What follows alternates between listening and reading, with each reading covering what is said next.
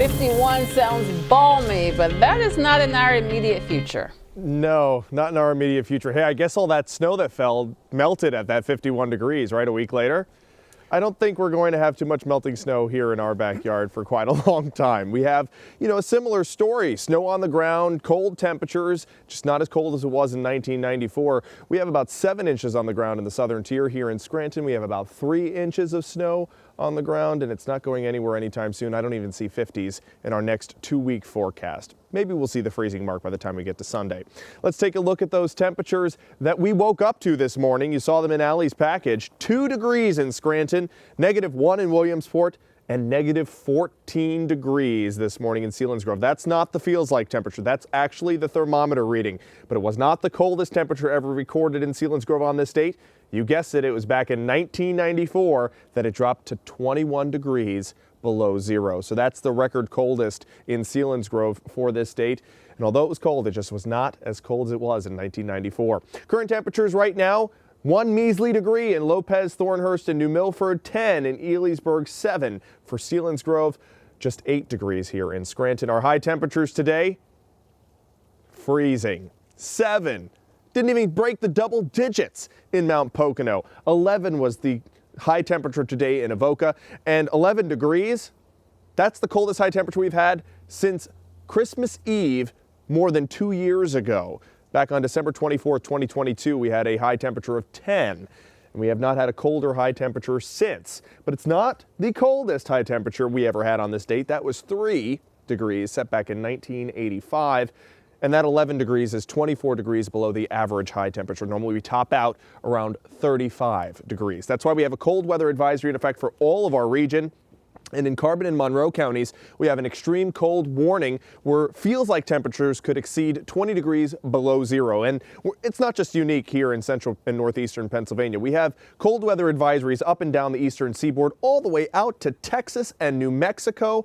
Just this Arctic blast now taken a huge grip on such a large section of the United States. We have a weather impact alert in effect for your entire Wednesday and your Thursday morning as a result of these very cold temperatures and frigid air.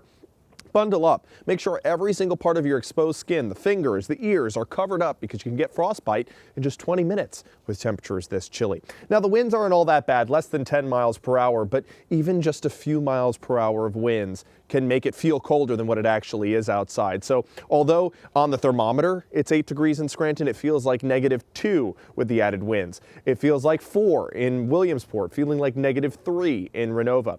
Now we have clearing skies, clouds towards our south and east, so those clear skies are going to allow a lot of heat to escape to space tonight. Clouds act like a blanket. They can keep warmth in close to the surface, but when they're not there, the heat escapes right out to space. So it's going to be even colder tomorrow morning than it was this morning. Now those clouds associated with a storm system down towards the south, bringing blizzard-like conditions to Mississippi, Alabama, Georgia, states that often don't see snow ever. New Orleans, they registered their first measurable snowfall since 2009 today and the National Weather Service office in New Orleans issued its first ever blizzard warning for New Orleans ever. So some historic snowfall right now for the deep south.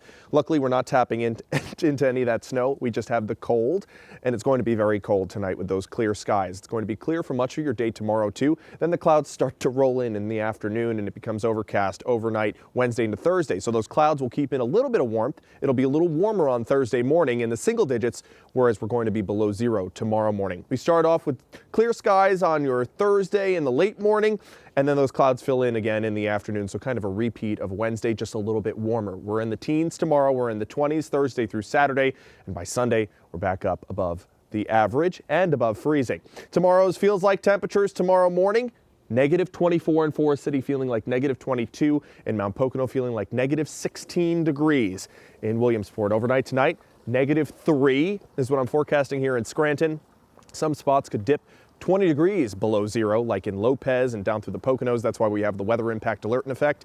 Not just for your Wednesday, but Thursday morning, since it still will be cold, but at least the freezing mark is on our 7-day, and not just for one day, but several days in a row. So maybe we will get some melting, but just remember, up until then, some of this snow can compact and create black ice on roadways. Could be some slick spots, and prevent your pipes from freezing by dripping them in your basements. All right. Thank you, Jeremy. Yep.